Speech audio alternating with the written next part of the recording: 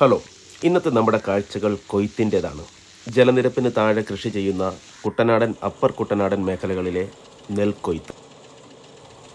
എന്താണ് ഈ ജലനിരപ്പിന് താഴെ? നമ്മളീ കാണുന്ന തോട്ടിലെ ജലനിരപ്പാണ് ഈ പ്രദേശത്തിൻ്റെ ജലനിരപ്പ് എന്ന് പറയുന്നത്. അതിനും മീറ്ററുകൾ താഴെയാണ് കൃഷി ചെയ്യുന്ന പാടശേഖരങ്ങളുള്ളത്. ചുറ്റും നല്ല ചിറകൾ കെട്ടിയാണ് ഈ പാടങ്ങളിൽ കൃഷി ചെയ്യുന്നത്. ഇപ്പോഴാ ചിറകൾ പലയിടത്തും റോഡുകളായി പരിണമിച്ചിട്ടുമുണ്ട്. ഇത്തരം പാടശേഖരങ്ങളുടെ എല്ലാം ഉള്ളിൽ ധാരാളം തുരുത്തുകളുണ്ട്, ജനവാസമുള്ളതും ഇല്ലാത്തതുമായത്. ഒരുപക്ഷെ വരും കാലങ്ങളിൽ ടൂറിസം മേഖലയിൽ വലിയ പ്രാധാന്യം ലഭിക്കാൻ ഇടയുള്ള ഒരിടമായി ഈ തുരുത്തുകൾ മാറിയേക്കാം. ഇപ്പോഴീ കൊയ്ത്ത് നടക്കുന്ന പാടം മുണ്ടകൻ പാടമാണ്. സാധാരണഗതിയിൽ സെപ്റ്റംബർ ഒക്ടോബർ മാസങ്ങളിൽ വിളവിറക്കി ഡിസംബർ ജനുവരി മാസങ്ങളിൽ വിളവെടുക്കുന്നതാണ് മുണ്ടകൻ. നമ്മുടെ കാലാവസ്ഥാ വ്യതിയാനത്തിൻ്റെയൊക്കെ ഭാഗമായി ഈ മാസങ്ങളിൽ അല്പസ്വല്പം മാറ്റം വരുത്തിയൊക്കെ തന്നെയാണ് ഇപ്പോൾ കൃഷി നടന്നു വരുന്നത്.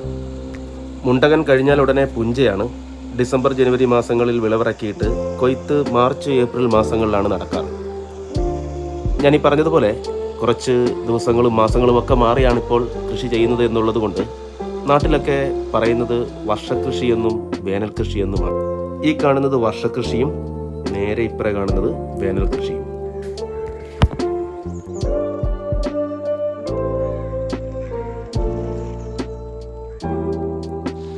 ജലലഭ്യത ധാരാളം ആവശ്യമുള്ളൊരു കൃഷിയാണ് നെൽകൃഷി.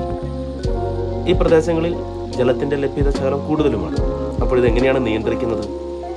തോട്ടിൽ നിന്നും ഇപ്പോൾ കണ്ട തൂമ്പുകൾ വഴി ആവശ്യത്തിന് വെള്ളം പാടശേഖരങ്ങളിലേക്ക് കയറ്റും.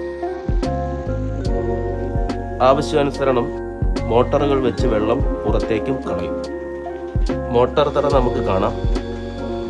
പഴയ കാലത്ത് ചക്രങ്ങൾ ചവിട്ടിയാണ് ഈ വെള്ളം പുറത്തേക്ക് കളഞ്ഞിരുന്നതെന്ന് നമ്മൾ വരാൻ പോകുന്ന തലമുറയോട് പറഞ്ഞാൽ ഒരുപക്ഷെ അതൊരു മുത്തശ്ശി കഥ മാത്രമായിരിക്കും എന്നവർ വിശ്വസിക്കാനാണ് ഇല്ല. മുൻപ് സൂചിപ്പിച്ചതുപോലെ തന്നെ കാലാവസ്ഥയിലെ വ്യതിയാനങ്ങൾ കൃഷിയെ വല്ലാതെ ബാധിക്കുന്നുണ്ട്. ഈ പാടത്തെ കൃഷിക്ക് തൊട്ടു മുമ്പായി ബംഗാൾ ഉൾക്കടലിലെ ന്യൂനമർദ്ദം പെയ്ച്ച മഴ തീരുമാനിച്ച സമയത്ത് കൊയ്ത്ത് നടത്തുവാൻ അനുവദിച്ചില്ല. കൊയ്ത്ത് യന്ത്രങ്ങളുമായി നമ്മുടെ നാട്ടിലേക്ക് എത്തുന്നത് ഇതര സംസ്ഥാനത്ത് നിന്നുള്ള ആളുകളാണ്. ഇപ്പോഴിവർ UP-കാരാണ്, ഉത്തർപ്രദേശുകാരാണ്. നമ്മുടെ ഭൂമിശാസ്ത്രവുമായിട്ടൊന്നും അത്ര പരിചയമില്ലാത്ത ആളുകളാണെങ്കിലും ഈ താന്നു കിടക്കുന്ന മെഷീനൊക്കെ അവർ വളരെ നിസ്സാരമായി ഉയർത്തിയെടുക്കും. സമയനഷ്ടം ഉണ്ടാകും എന്നത് മാത്രമാണ് അവിടെ പ്രധാനമായും. മെഷീനൊക്കെ കരയ്ക്ക് കയറ്റി കൊയ്ത്ത് തുടരുകയാണ്. ഈ കൊയ്ത്ത് യന്ത്രം നമ്മുടെ കാർഷിക മേഖലയ്ക്ക് നൽകിയ സംഭാവന ചെറുതാണ്. കാർഷിക മേഖലയിലെ മാനുഷിക അധ്വാനത്തിൻ്റെ പോരായ്മ പരിഹരിക്കുവാൻ ഇത് നമുക്ക് വളരെ പ്രയോജനപ്പെടും. മുൻവശത്ത് കൊയ്ത്ത് നടക്കുന്നു. ഈ സൈഡിൽ കൂടെ കച്ചി, വൈക്കോൺ, പ്രാദേശികമായി കച്ചി എന്ന് പറയും, അത് പുറത്തേക്ക് പോകും. ഏറ്റവും പുറകിൽ കൂടെ പോകുന്നതാണ് നെല്ലും പതിരും വേർതിരിച്ചിട്ട് പതിര് പുറത്തേക്ക് കളയുന്നത്. മിഷനുള്ളിൽ നെല്ല് സംഭരിക്കുവാൻ ഒരു അറയുണ്ട്.